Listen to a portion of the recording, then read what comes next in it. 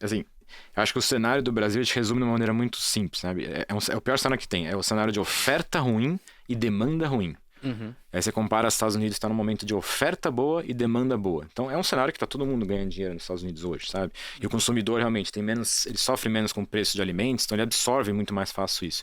Aqui é um país em desenvolvimento, o preço de alimento é um pouco mais pesado nas contas, mas nesse cenário de oferta significa que a cadeia toda está meio espremida, sabe? Quer dizer que o pecuarista está ganhando muito dinheiro? Não, ele está sendo espremido por custos. Ah, não, Uhum. a indústria está ganhando muito dinheiro? Não, está sendo espremido pela matéria-prima. Não, o varejo está ganhando muito dinheiro. Não, não está, porque também está sendo espremido por conta da carne que está subindo, que está sendo exportada. Não, o consumidor final, então tá todo mundo espremido nesse cenário, sabe? Então Uhum. acho que para mim um dos grandes pontos de, assim, de discussão hoje em dia é como que a gente pode falar de consumidor não conseguindo absorver mais alta no preço do alimento no momento que os preços dos alimentos estão batendo recorde para tudo quanto é lado, sabe? Então o preço do boi mesmo, que a gente está discutindo virada de ciclo, está no recorde histórico, sabe? Uhum. Na minha cabeça, isso não dura muito, porque o consumidor já mostrou que não absorve mais isso, tá? Então, assim, no caso do bovino, para mim, acho que é até mais evidente. A gente saiu de um consumo de 35 quilos per capita Brasil para 25. Tem uma destruição de demanda, sabe? A gente vai na gôndola e compra menos carne bovina porque tá caro. Acho que todo mundo passou por isso, né? Então, assim, isso não é um cenário positivo, né? Quer dizer que o consumidor brasileiro está deixando de ser o consumidor da própria produção brasileira, né? Só que a produção brasileira, 70, 80% fica no mercado local. Então, essa conta não fecha. Em algum momento ela vai ter que se ajustar, que é a virada do ciclo, aumentar a oferta, baixar o preço da carne e tudo mais. Mas ainda está meio que distorcido.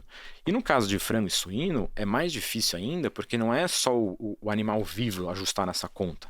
Você precisa da comida, né? Que é o milho e a Uhum. soja. A gente brinca que frango é um saco de milho e soja voando. Então, se não baixa, você não baixa o preço do frango.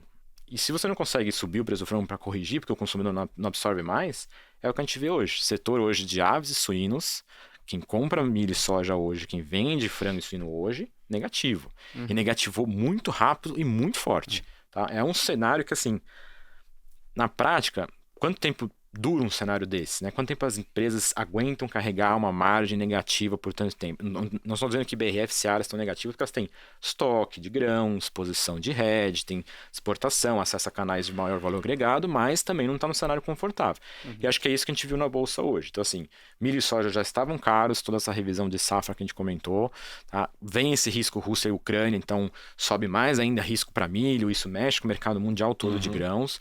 Então, já estava num cenário de custo muito mais alto no mercado interno e piorou o cenário de custo no mercado interno, né? Então, câmbio volta a desvalorizar, favorece a exportação. Então, e assim, e o consumidor brasileiro não consegue absorver muito mais essas altas. Então, hoje acho que é um caso clássico, né? Tava todo mundo olhando para a Rússia e Ucrânia, essa dinâmica de grãos, de fertilizantes, até discutindo sobre restrição na exportação de proteínas e pegou na conta do custo da BRF da Seara ali, Tá. porque milho e soja vão continuar subindo, isso vai ser absorvido de alguma maneira no custo e as margens vão continuar negativas. E a conta só fecha se ou reduz a produção para poder ajustar essa conta. Exportar não parece que está sendo uma saída viável, a China não está comprando tanto quanto antes, o dólar não está tão interessante mais. Então, assim, eu, assim, arriscando concluir isso, eu acho que o setor vai ter que reduzir alojamento sim, sabe? E vai ser na dor, porque tem muita gente perdendo dinheiro há muito tempo. Então, acho Uhum. que vai acontecer em algum momento queda na produção de frango e suíno, sabe? Acho que é uma das variáveis que começa a se ajustar, sabe? E tem alguns sinais de que isso já começou a acontecer, Já. tá? Já A começou a gente já, acontecer. a gente viu ontem, acho que a gente teve acesso aos dados de janeiro de alojamento de pinto e a gente viu uma queda de 6% ano a ano, né? Foi o Uhum. primeiro mês, acho que dezembro ainda subiu, então acho que até antecipando ao cenário da Ucrânia, foi muito mais levado pelo cenário de seca no sul e escassez que o Léo comentou, então acho que o setor já começou a sofrer muito rápido, a carcaça suína idem, assim, o preço já estava lá embaixo e aumentando mais o grão, é isso que a gente espera que aconteça, assim, obviamente você fala, pô, mas então a gente é um produtor de baixo custo, vai ter custo para todo mundo, os preços vão ter que subir? Vão ter que subir. Agora tem um tempo para isso acontecer, né? Você precisa né, reduzir essa velocidade de alojamento. No caso do frango é um pouco mais rápido, no caso do suíno demora mais, né? Demora mais para surtir impacto na oferta, isso. Então, os preços de suíno devem ficar por mais tempo pressionados pelo excesso de produção. pelo fato da China também, né? A gente vinha numa toada de produção muito forte desde da febre suína africana, e a China ela foi recompondo o rebanho, foi aumentando a produção local de frango também, então a gente vinha numa toada forte já. Então demora um tempo para a produção se acomodar, para a gente começar a ver os preços reagirem. E aí, nesse tempo a gente vê pressão de margem, né? Tanto no frango e suíno in natura. E eu ia adicionar até o processado, né? A gente fala, pô, mas é processado, compara o processado da BRF com a Nestlé, com o Danone, né? A gente já viu várias vezes aquele gráfico, a BRF negocia tanto, a Danone e a Nestlé é o dobro, então, pô, olha o upside que tem no papel. Eu falo que tem processado, tem congelados, alguns produtos que são realmente bem mais industrializados, e tem aqueles industrializados, processados, pero no mútil, né? Que é você... um processo, os embutidos, que na verdade, se você fizer uma correlação da histórica das margens com a margem do suíno in natura, né, da carcaça suína contra o animal, a gente vê uma correlação bem relevante, né? Então, não só uma pressão de margem para os produtos in natura, como também uma pressão de margem para alguns dos processados, né? A gente já começou a ver isso no quarto tri nos números da BRF, né?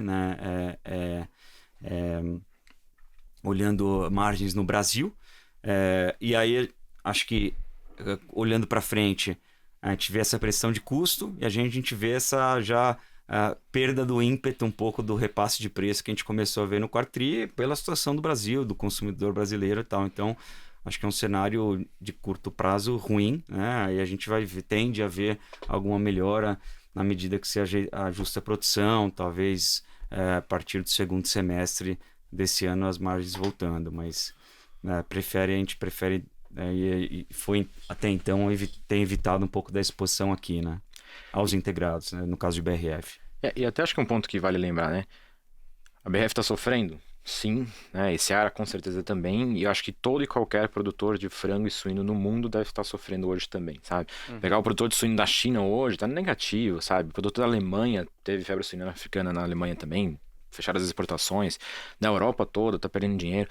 O dos Estados Unidos, agora o suíno começou a disparar o preço nos Estados Unidos, e aí os grãos devem estar incomodando, mas arrisco dizer que são poucos produtores de frango e suíno hoje, vão ser talvez os mais capilarizados, que consegue pegar assim, uns canais melhores, mas poucos devem estar ganhando dinheiro num cenário de milho tão caro, soja tão caro e preço de frango mundialmente não está tão melhor assim, suínos também. Depois que a China desacelerou no ano passado, o preço suíno na China começou 2021 num patamar quase recorde e caiu o ano inteiro, começou 2022 muito mais baixo. Então, assim, não tem aquela demanda da China para essas proteínas mais, pelo menos pode ser que volte, mas por enquanto não tem. Então, não é só BRF e Seara, tá? Eu acho que todo e qualquer produtor de frango e suíno no mundo hoje deve estar sendo squeezado por custos, tá? E aí volta a questão até da diferenciação da carne bovina, né? No Brasil, o boi come muito pouco milho e soja, então ele sofre muito menos com o efeito dos grãos, tá? Então é um hedge quase, sabe? Ele tá sendo menos impactado por essa questão de custo, né? Eu adicionaria só, concordo com o Léo, assim, até contextualizando um pouco, JBS, né? A Pilgrims, que é a parte de aves dele dos Estados Unidos, mas também inclui a unidade de processados e também natura no Reino Unido e também no México, né?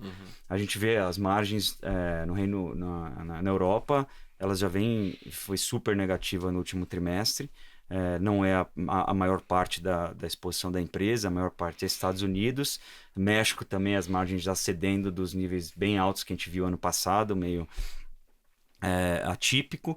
Estados Unidos, eu acho que o frango tava um pouco melhor, pelo menos até antes um pouco desse spike que a gente viu recente pela questão da Ucrânia. Lá a gente já vinha tendo um pouco de problema com linhagem de produção e tal, então a demanda estava muito forte, ao mesmo tempo a capacidade de aumentar a produção estava restrita.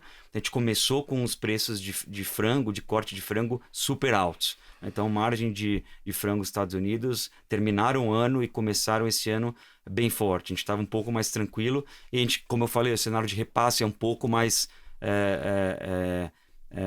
fácil lá, né, pela situação do consumidor. E o cenário de estoques, né, se a gente vê, tem um dado de estoque lá na indústria americana, eles têm muito mais dados que aqui, com uma periodicidade também bem maior. se pegar estoque de todas as carnes, está assim, perto do mínimo histórico. Então, eu acho que a situação acho que pode piorar, né, com subida ainda de grãos, mas lá estava um pouco melhor, né, só para sustentar, fazer meu ponto aqui na... Não, eu até acho que a gente sempre pensa muito de indústria de frango e suíno como se fosse uma coisa única no mundo todo, né? Os Estados Unidos, por ser uma cadeia muito mais madura, você tem o produtor independente de frango e o produtor independente de suíno, que é o cara que está sendo squeezado nos Estados Unidos por conta de milho e soja. E não necessariamente a indústria. Aqui é a mesma coisa. Porque o produtor é integrado, né? Lá ele não é necessariamente integrado. Então tem o cara sendo squeezado e a indústria não necessariamente. Essa é o caso da Pilgrims, por exemplo, até da JBS Pork, por exemplo, né, que acaba não sendo diretamente impactada porque ela compra suíno no mercado spot, coisa que quase não acontece aqui no Brasil, né? Então é uma diferenciação que eu até brinco, né? JBS, a gente gosta bastante de JBS, até nossa top pick lá também, por diversos fatores, mas eu brinco também que tá ficando cada vez difícil, cara, mais difícil analisar a empresa, né? Porque você tem a Pilgrims, que é México, Estados Unidos e Europa. Aí você tem a JBS Pork, que é Estados Unidos e eventualmente a da Austrália vai entrar junto, né? Aí a Beef, que é Estados Unidos, Austrália, tem um pouco de Canadá e México. Então, você tem ainda Brasil, assim, tá ficando complexo, sabe? Até é bom, porque ele vai arbitrando essas tendências. Na hora que piorar, Estados Unidos melhora Brasil. Essa é a grande. Assim, hoje em dia, eu até costumo falar, né? Diversificar proteínas é muito estratégico porque você arbitra ciclos, mas está sendo mais estratégico ainda você diversificar geografias, porque elas estão sendo mais valiosas, né? Capturando mais valor assim, do que as próprias proteínas. E a única empresa que realmente é diversificada é a JBS. BRF é 80% frango, ou mais até, o resto suíno.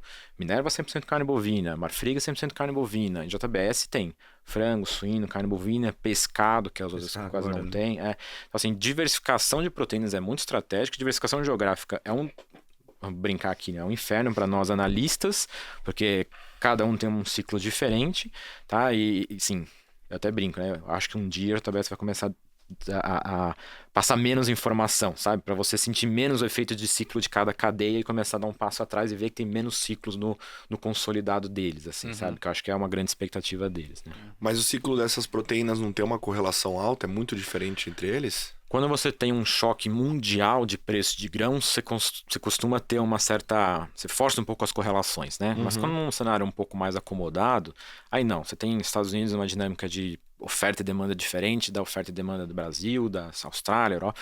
Costuma ser diferente, né? Mas nesses momentos de choque de oferta, aí tudo meio que se squeeza, aí tudo fica perto. Mas normalmente você tem como arbitrar os ciclos. E para as proteínas entre si também? Sim. Assim, aí cada mercado é um pouco diferente. Por exemplo, o americano come muito frango, mas ele não tem preconceito igual a gente tem um pouco de preconceito. Ele come bastante carne bovina, come bastante carne suína.